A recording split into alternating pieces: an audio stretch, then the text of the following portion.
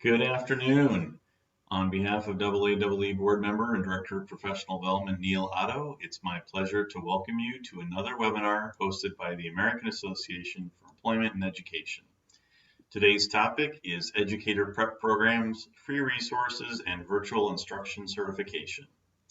My name is Tim Dubert and I serve as AAE's Executive Director. Please allow me to cover just a few housekeeping matters before we begin with today's topic.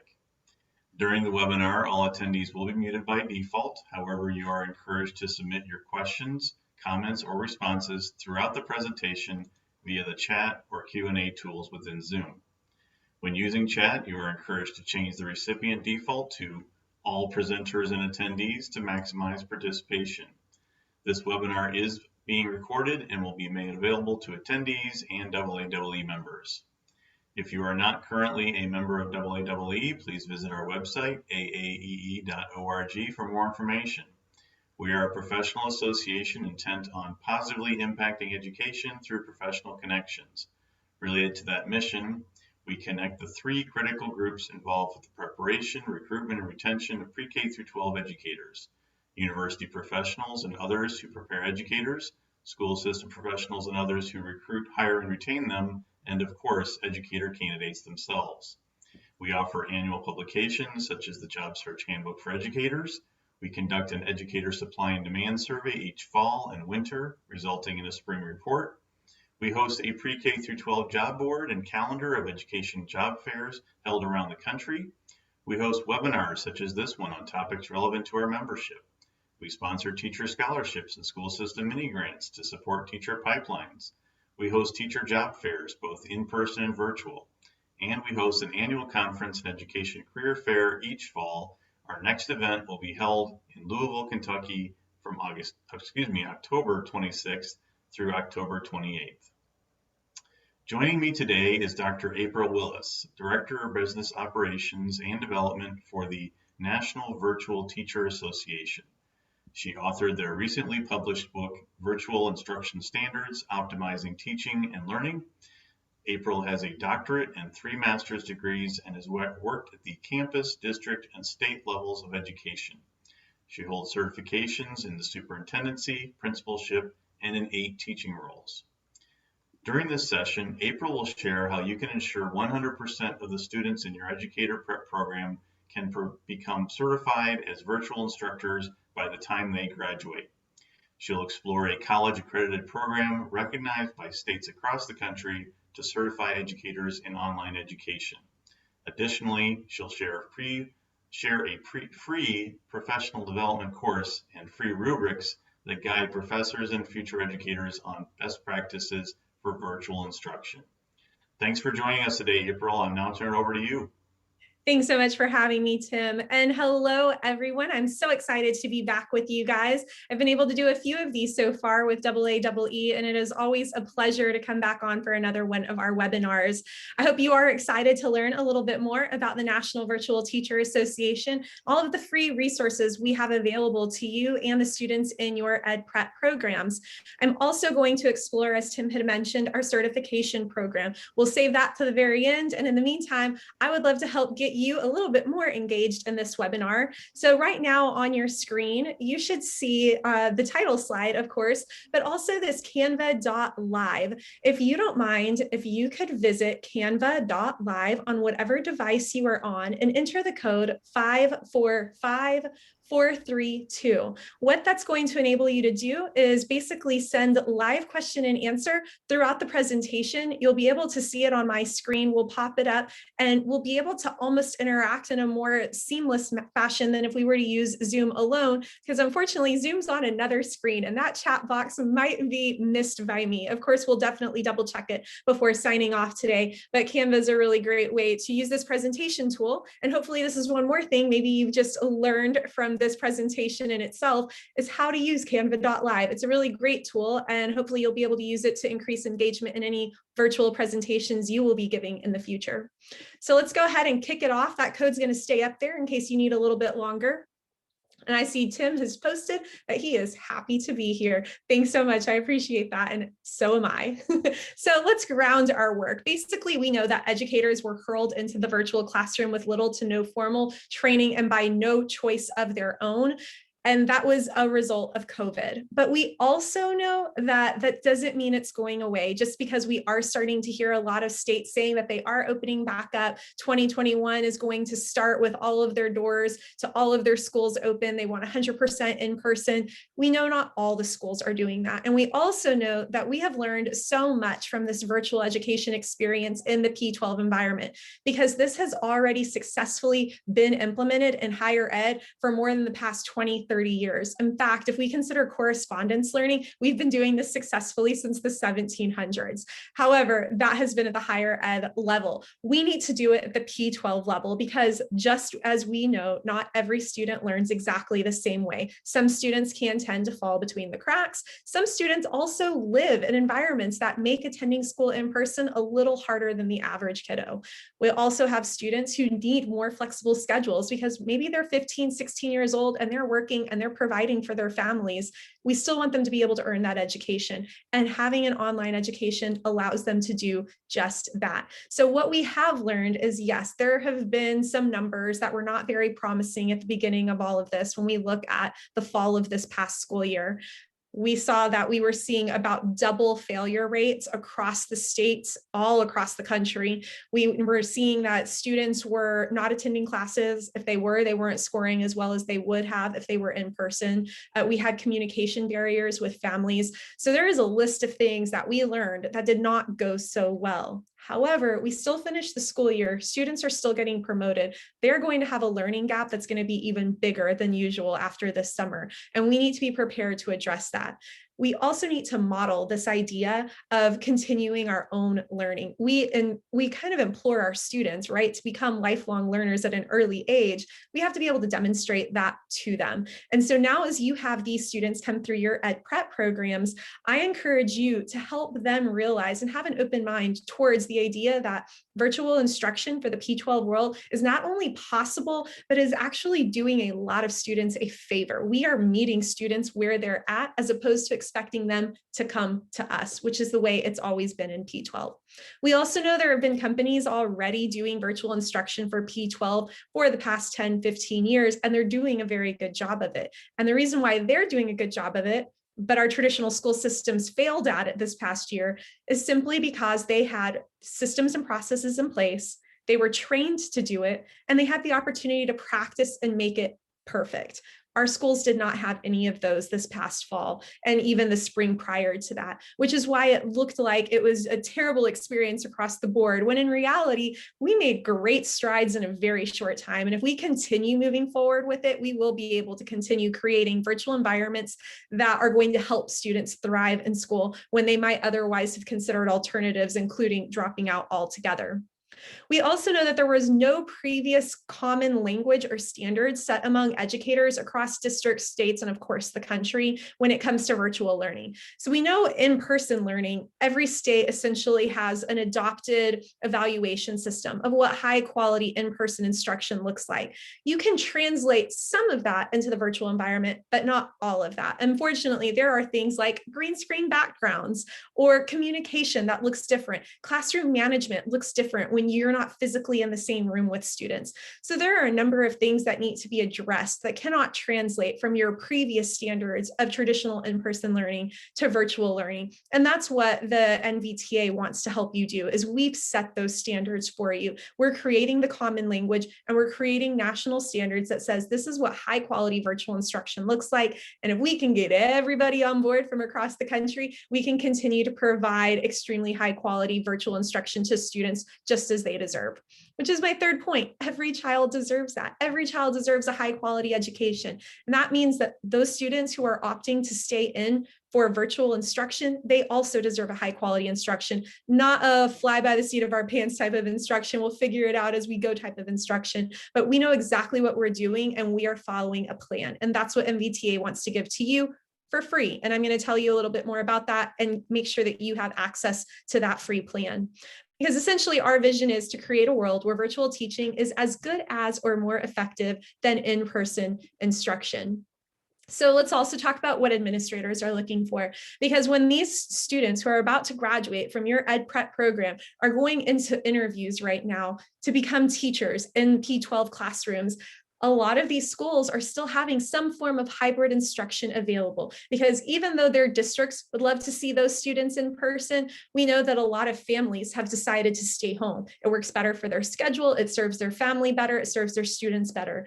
And they also might have students who are immunocompromised, and this is still not a safe time for them to get out there yet. And we need to make sure that those students are also receiving a free and appropriate education. And that's exactly what we have the opportunity to do with virtual instruction. So these administrators, when they're hosting interviews this summer, if they haven't already filled all their positions by the spring, what they are looking for is demonstrated classroom management in a virtual environment. That rises to the top of every administrator we're talking to. They want to know, how can I be confident that you as a teacher are going to be able to control the classroom in an environment where you're not in the same room as our students. So that's something that we're looking for, and NVTA helps you do that.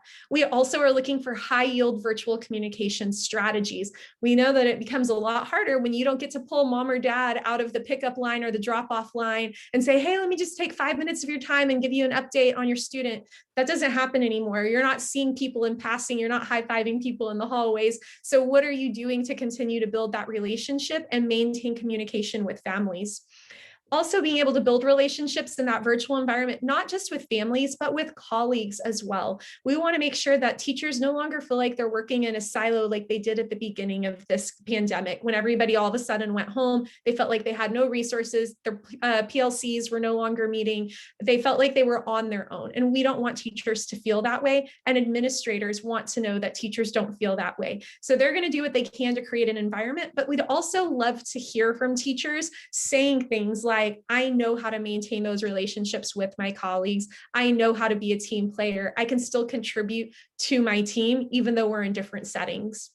We also want to make sure that they know how to create engaging and meaningful virtual lessons. So again, similarly, in person, of course, you would hope your teacher can create meaningful and engaging lessons. But when it comes to the virtual environment, how does that look different? Well, it can look different in a few ways. First of all, how are you utilizing virtual tools and technology? Are you using things like Kahoot, which I'm sure everybody has Kahooted out at this point, but Kahoot was a fabulous tool that we were using just for some quick formative assessment and keep students engaged, colorful, bright. They're able to use their technology. We're not telling kids to put their cell phones away all the time. We're actually asking them to bring their cell phones out. Yes, you can have your phone and your laptop out at the same time. So we're talking about how to utilize all of the technologies and resources you have available so that you can make the most of that classroom time with your students. And then, of course, evaluating students virtually without losing rigor or increasing busy work. This is something, again, that always rises to the top when we're talking about how we set apart high quality virtual instruction from just virtual instruction. Well, just virtual instruction is we are checking off the box. Yes, I talked to a screen and I hope you got something out of it today. And I'm going to give you a whole lot of work to prove to me that you did. That's not the point here. We're not trying to keep students busy. We've heard plenty of parents complain that their kids have 3 and 4 times the amount of homework now, just because teachers don't get to see them. They want to make sure they're staying busy. That's not the point. We still want to give them very valuable, meaningful assignments, but without losing the rigor. And that means that we are going to go more towards project-based learning. We're going to have more opportunities for collaboration virtually. We're going to ask for more video submissions and being able to create things that you can take pictures of and upload and present to the class virtually instead of writing 50-page papers or taking 100-question exams. So we are starting to think creatively about what evaluation looks like in the virtual environment for P12 students. So let's get to those free resources. So I've told you a lot about where we're coming from, what has grounded the research and what we're doing. We're talking to the people who are immersed in this at the P12 environment nationally. We have an incredible board of advisors that you'll be able to see on our website when I share that with you in a little bit. But we have, amongst everybody who's working on this, hundreds of years of experience between us in the education world, and we are turning it into free resources that we want to make sure everybody everybody has access to. So as a quick overview, we do have a set of 22 rubrics. They're called the Principles of Virtual Teaching, and we're going to dive deep into those in a moment. We also have an absolutely free professional development course. And when I say it's free, I mean, we are not asking for your credit card number to hold your spot. We are asking you for your name and your email so that you can log back in, but you come and complete that course whenever you feel like it at your own pace. It takes most people 1 to 3 hours to get through. We'll also talk a little bit more about that. And then finally, we try to maintain up-to-date current information and resources for the people who are visiting our website through articles and content on our social media channels. So I do encourage you to follow us on Facebook, Instagram, and LinkedIn, where you'll be able to see some of our posts that we're putting up there several times a week. Oftentimes, if they're not motivational and they're not informational, they are also going to be great resources for you. And then finally, not necessarily free, but I had to throw it in on this slide. We do have a book available on Amazon as well, both paperback and an ebook that you can download virtually called Virtual Instruction Standards, Optimizing Teaching and Learning. And I have a copy of it right here. So this is what you could expect if you were to get that book. What this is it basically is a narrative version of the 22 rubrics. So the 22 rubrics can feel very theoretical or conceptual in nature. They're really a series of rubrics that have 4 grading components, and it will give you critical criteria and short examples for each one of those, but that's it. It's very cut and dry, and it's kind of out of context if you were to really paint a picture of what this looks like in practice. And that's exactly what the book does. It goes through all 22 rubrics, and it tells you in practical application what this will look like. So for example, at the end of one of them, you'll see meet Miss Jones, 7th grade biology teacher. Here is what we observed when we came in to do her walkthrough observation. And they'll paint a picture of what they saw and then say, because of all of this, she was rated as an accomplished teacher on this rubric. And so it helps you understand what's really expected of you. All right, so our mission, of course, is to inspire virtual teachers to provide excellent instruction. We hope we're able to do that not only for the professors that are perhaps at your universities and colleges, but of course for the students in your ed prep programs that you are trying to train and release into the real world of education. So let's look at the free Principles of Virtual Teaching rubrics. For this one, I'm going to cancel out of Canva Live. And I'm actually going to bring the rubrics up on screen, full page. So this is the first page of the rubrics, and you can access these on our website. If you go to virtualteacherassociation.org, click on resources at the top. I'm also happy to share these with Tim along with the presentation if that tends to get emailed out to anybody. You guys can expect to get this with that email as well. So in here we have just a welcome letter at the beginning. We go into what the 4 observation levels are, from unsatisfactory to basic, proficient, and accomplished, and what each of those mean. And then this is an overview. So there are a total of 5 domains across the 22 rubrics. So for example, Strand A and Strand B under Domain 1, these are each their own rubric. So instructional space is a rubric by itself. Technology requirements and equipment is a rubric by itself. So you can see over here under Domain 3, we actually have 6 rubrics under Domain 3. We have 7 rubrics under Domain 5. And so this is an overview page. Do note that the colors don't stand for anything. There's no significance to the colors except for separating the domains, but it doesn't mean that red is more critical than green. So let's look at our first rubric. So Domain 1 on home instructional space and technology. 1A is on instructional space, and you'll see unsatisfactory, basic, proficient, and accomplished. Within each one, there's critical criteria and then examples, and you'll see how they slightly change as you move up the rubric. So by the time you get to accomplished, the critical criteria in instructional space is that you are using a prescribed background that has an easily visible logo. There are no household noises or interruptions. There are seamless transitions of materials in your presentation because you have effectively set up your workspace and your materials. So some examples that they provide: the background extends content and engages students. It may incorporate an interactive whiteboard. There are no interruptions from your family or pets. All of your needed materials are already on hand and well organized. So if you can do all of these things, essentially that means you are an accomplished virtual instructor for this particular rubric. So you would move through the rest of these rubrics and kind of self-rate.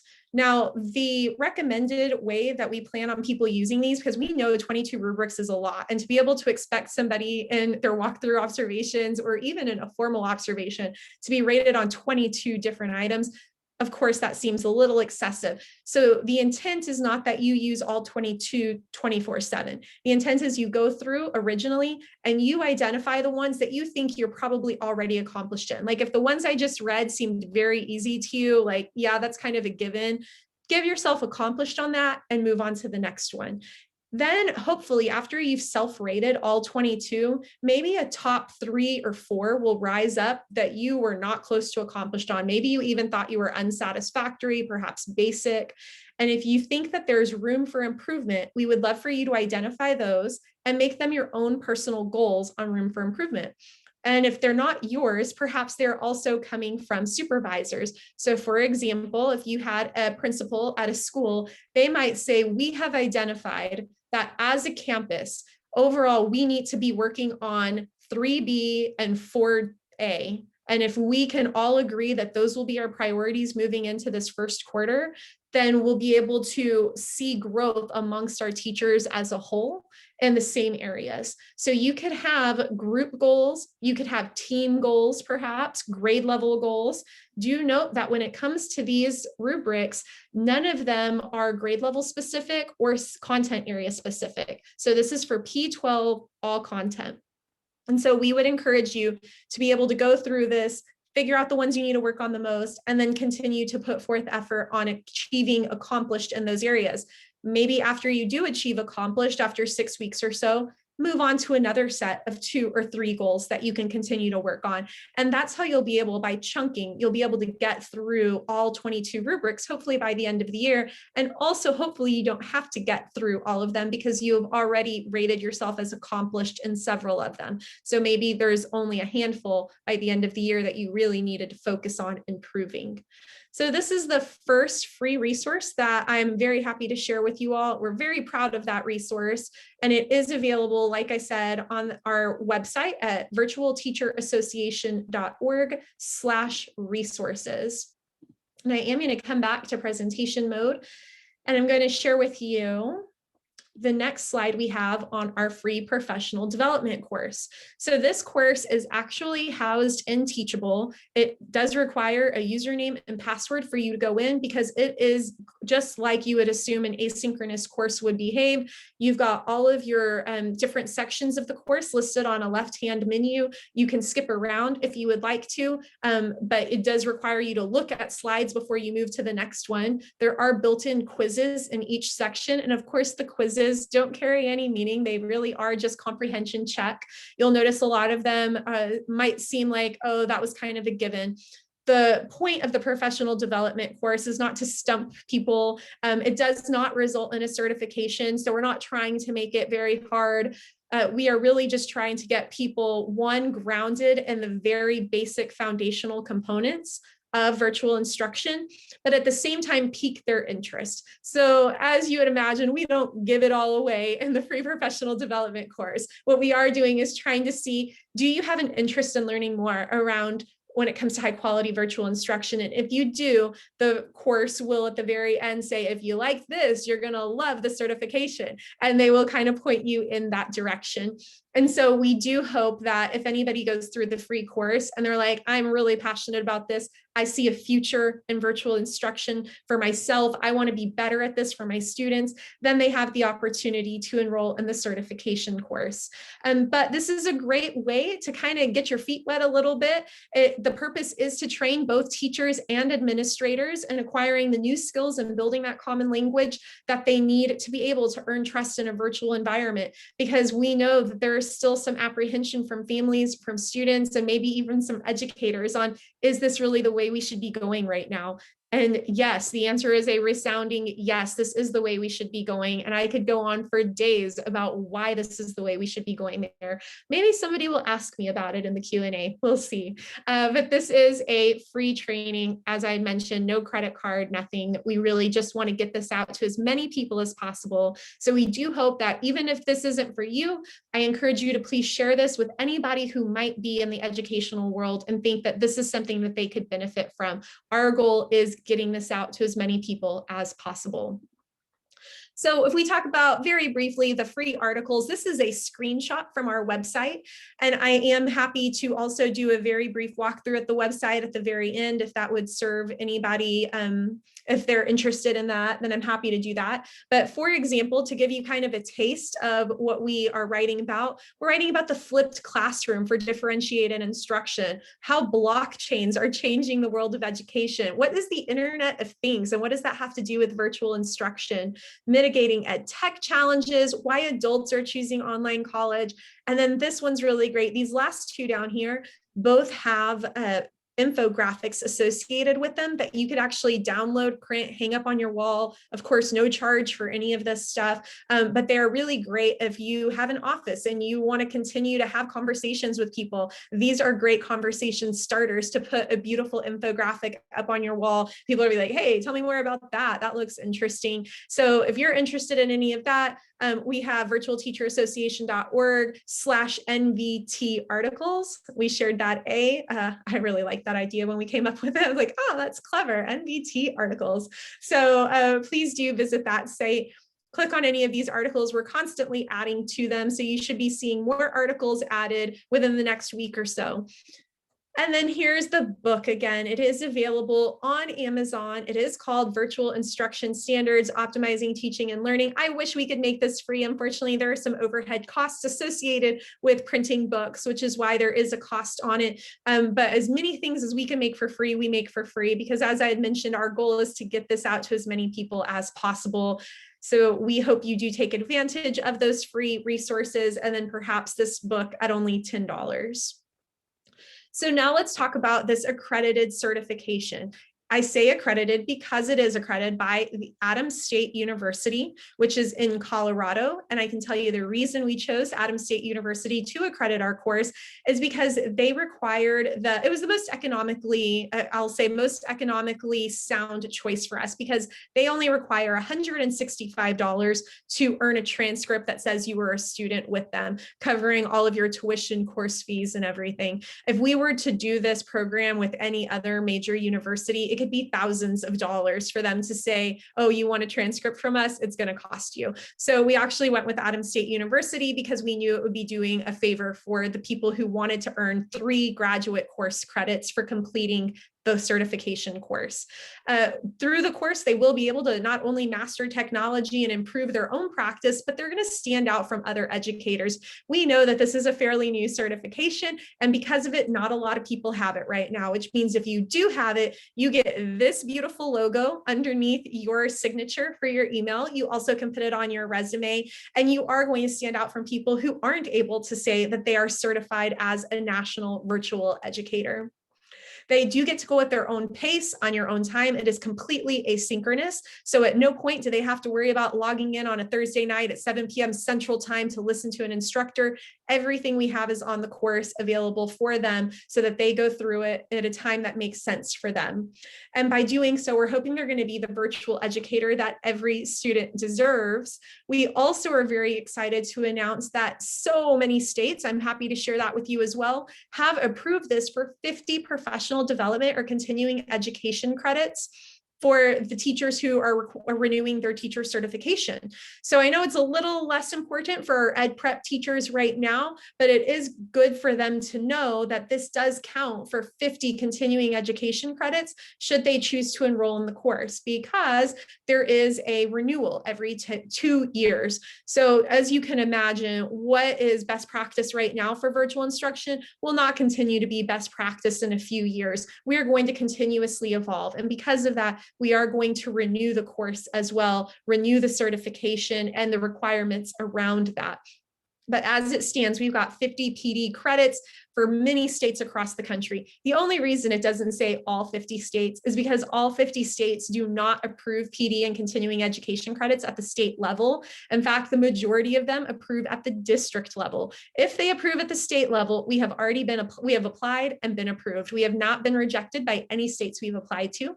If they approve it at the district level, all that requires is me having a conversation with a district person and perhaps completing an application that they have on file. And I'm confident we'll be able to get your teachers approved in those districts as well. So if anybody is interested in pursuing that route, let me know what district, and I'm happy to make that connection happen. And the other part on here about 3 graduate credits, 9, which we've already talked about, it's completely optional. If you don't want to do it, you don't have to. And you do have 9 months to complete the course, but most people on average are completing it in 3 months. If you wanted to crank out everything in the next 2 weekends, it's possible. Probably really difficult. But if that's how you choose to spend your time, we're not stopping you. So there is no course minimum, but the course maximum is 9 months. And the last thing I really wanted to kind of drive home with you guys around the importance of this certification is it is absolutely not write a check, get a certification. That's not what we're here to do. In fact, this course is completely filled with activities that they're going to not only complete for the purpose of the course and be evaluated on by a strict rubric, but also can turn around and immediately apply in the classroom. We made this to be as applicable to classroom teachers as positively possible, but you do not have to be a current classroom teacher to complete it. You can actually do several of the assignments with a mock classroom where you're doing mock lessons. But the goal is, and what we tell everybody who enrolls, we want you to be able to use your portfolio, which is what you have at the end of this course, is an e-portfolio that is a demonstration of all your learning from the course. We want you to not just submit that for your certification, but to then take it with you into job interviews and say, look at how proficient I am in conducting high quality virtual instruction. We also want to make sure that you're able, if they are already in a school district, to use this to leverage a raise or a promotion, perhaps saying, look, I've gone above and beyond to continue my education and make sure that I am providing the high quality instruction that our students need in a virtual environment. And so this is proof of them being able to do that. So to back up a little bit, there are no quizzes, there are no tests in the certification course. The quizzes that I had talked about earlier are only in the free professional development course. In the certification course, no quizzes, no tests. Instead, we have a series of assignments that range from, for example, doing a mock lesson on video that they would submit. They are creating green screen backdrops. They are creating communication plans for parents, talking about restorative justice circles and how they're going to implement that in the virtual environment, creating behavior intervention plans. There is a long list of assignments that they go through, and every single one of those are going to be submitted into their portfolio that is divided into 4 sections. And then once they submit their portfolio, we have a panel of evaluators who will evaluate the portfolio and give a response to them within 2 weeks, according to a very strict rubric. Essentially, they have to earn 16 out of 20 points on the rubric, which is 80%. If they do not get 80% on their first submission, we will send it back to them and let them know exactly why they didn't get 80%. They will have very explicit feedback, and then they have the opportunity to resubmit. They have that opportunity 3 times. They can submit 3 times. I can tell you, nobody has been close to needing to submit 3 times. And it is not because we are lenient in our grading, but it's because I have these pretty candid conversations with people up front that we want you to use this for a job interview. So if the quality of what you're submitting to us is not high enough for you to take into a job interview, then don't give it to us. Give us something you're proud of. And people seem to be taking it to heart. The quality of work we've received has really been phenomenal. Been very impressed with the teachers who have submitted so far, and very proud when I do see that logo in somebody's email signature. So that basically wraps up everything I wanted to share with you all around resources and around the certification course. I am happy to do a walkthrough of the website if we have time and if there's interest. I do know that a lot of people might be on their lunch break, and I want to honor that and not take up any more of your time than I absolutely have to. I do encourage you to visit, that's the website, virtualteacherassociation.org. There is also a contact us button on that website on every page. And anytime you click that contact contact us button. It comes directly to my email, and I am very responsive to email. So I do encourage you to send me a message if you have any questions. And then, of course, again, following us on Facebook, Instagram, and LinkedIn at National Virtual Teacher Association. We also go by NVTA. So Tim, that's all I have. Let me know if you need me to answer any questions, if anybody's dropped any Q&A for us. Okay. I don't see any Q&A yet. Oh, I think I just saw a question come in. Oh, there it is. So, April, why should we keep going with virtual instruction? I love that. Look at that. Okay. So I do want to take a moment to talk about what I feel like is oftentimes overlooked and the importance of what we're doing with virtual instruction. At the beginning, the equity conversation is very different than the equity conversation we're having right now. At the beginning of the pandemic, the equity conversation revolved around what about students who are sharing one device in a home and it's a cell phone and they've got a parent and 3 siblings? What about the students who don't have any devices? What about the students who don't have any internet? So all of the lack of resources when it came to technology and devices was what a lot of people were focused on at the beginning. And what we were so privileged to see was how school districts stepped up. Whether it was a state funding, federal funding, or local donations, we saw school buses with hotspots being driven into communities that were likely to not have those resources. We saw loaner devices, we saw free gifted devices, granted devices, both from major corporations who were doing large community service projects and from school districts who just found it in their budget to make it happen. At the end of the day, the majority of students had exactly what they needed to be able to log on and be able to participate in virtual instruction. The equity conversation at that point shifted. It was no longer about what do we not have to be able to allow students to engage with us, but instead it is, how are we positive that the teacher on the other side of that screen is doing a good job? And how come some students might be receiving a higher quality virtual education and other students in other districts aren't necessarily receiving that? So that became the first point of contention around the equity conversation, was the quality of education for all students, which again is very much rooted and parallel to the same type of equitable conversations we would have had about in-person learning. There are some schools that have the amazing teachers, and then there are some schools that have the teachers that wouldn't cut it anywhere else. And those conversations continue to be had. But the more important one that we're starting to recognize as a benefit for virtual instruction, one that makes us continue to advocate for its importance, is the fact that virtual instruction is allowing us to level the playing field for the first time. So before, students would be limited to the classes within their zip code that somebody lived and was certified to teach a certain subject. So if you lived in rural Oklahoma and you were very interested in taking Italian as a foreign language, but nobody in your rural area spoke Italian, that wasn't going to be an option. Not only when it comes to foreign language, but we even talk about AP classes, IB, GT, even when it comes to career and technology courses. All of those were just limited to the people who lived in your region. So AP Physics, AP Calculus, AP Statistics. If you didn't have a certified teacher in one of those areas, you're not going to get the quality of instruction that you deserve, and it might not even be offered to you at all. Well, with virtual instruction, we now no longer have a candidate pool that is limited by zip code. We have a global candidate pool, allowing us to level that playing field. So it doesn't matter if you are coming from downtown Dallas, maybe the Highland Park area, or if you are coming from a rural country, the desert, if you are coming from anywhere.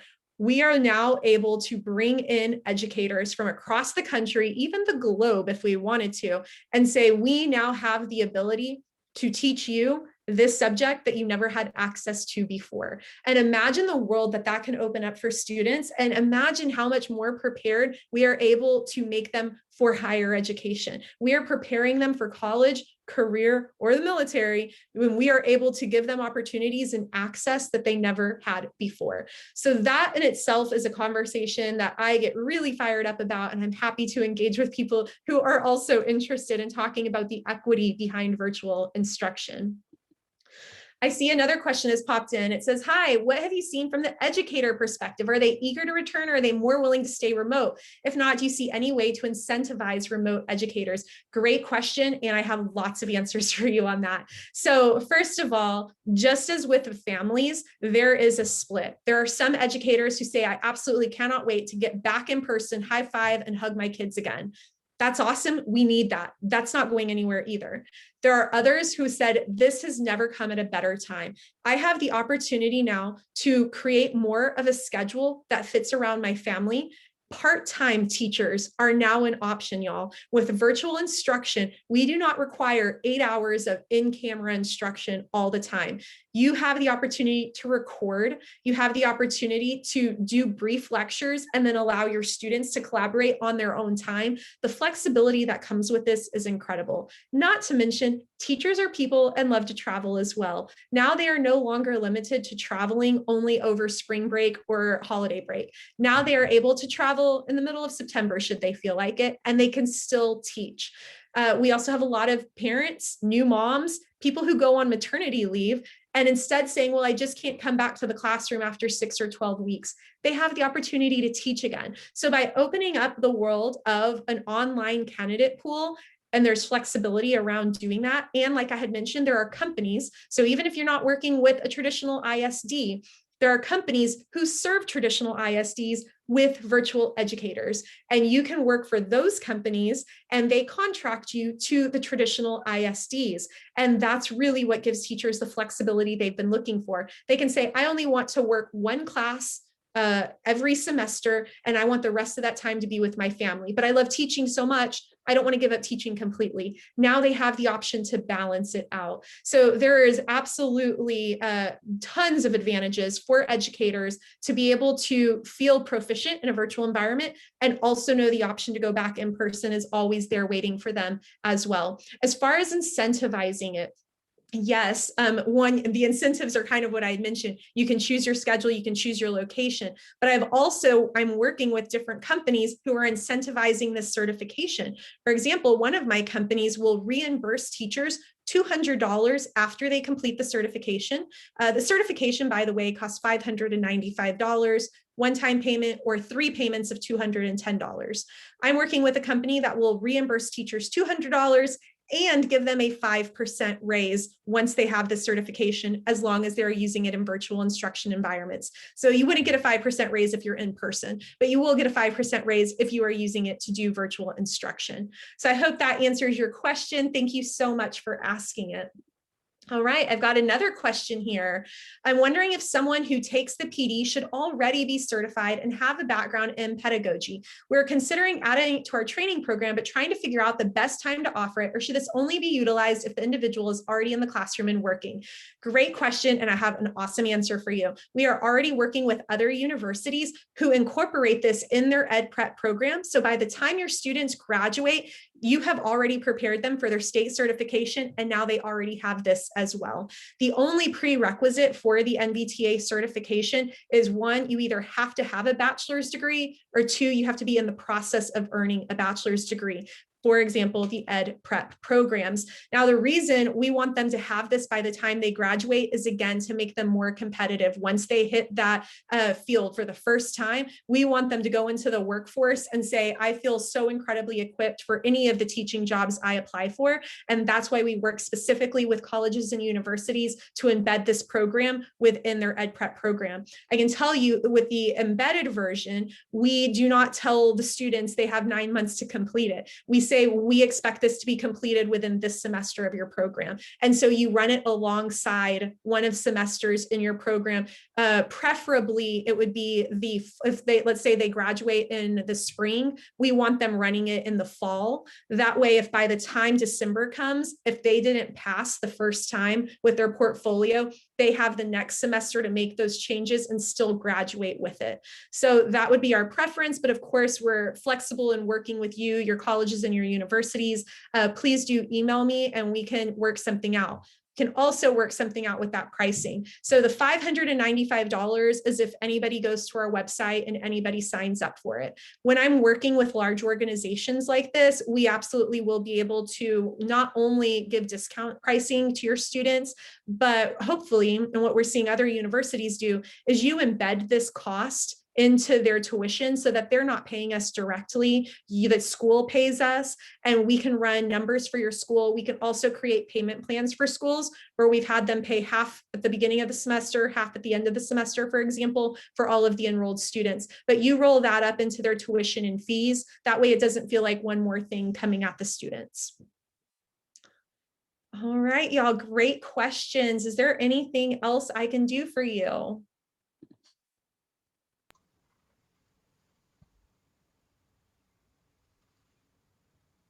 I'm working on my wait time. Not seeing any other questions coming through. But if there are more, feel free to submit in the next moment or two. But in the meantime, I want to thank April very much for your time today. I want to thank all of you for attending, and make sure you are aware that we have webinars coming up the next couple of weeks. Next week, we'll be offering a webinar on July 13th entitled Reimagine Hiring, a pre-K through 12 recruiting discussion. And then on July 20th, a focus on Career Eco's career fair platform, virtual career fair platform entitled Leveraging Technology to Complete Your Recruitment Toolkit. So having said that, looks like no questions yet. More questions have come in. So thank you so much, April, for your time today. And thank you all, and have a wonderful day. Thanks. Bye, guys. Bye-bye.